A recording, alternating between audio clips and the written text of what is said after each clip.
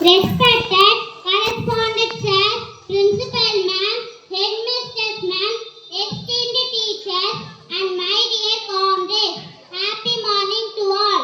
I am Hema Varshini from 4th standard. I stand before you filled with immense pride and honor to deliver a speech on this great day.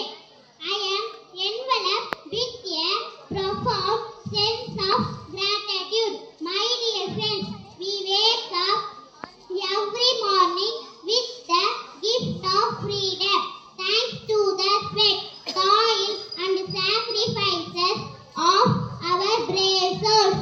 Do you know why do we observe Independence Day?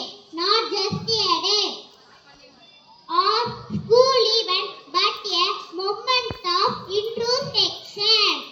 It is because this day holds invaluable lesson for us. As students, we should always understand the value of freedom and independence. So, let us pledge today to be the best version of ourselves. Let's promise to be empathetic, responsible, and informed citizens. I would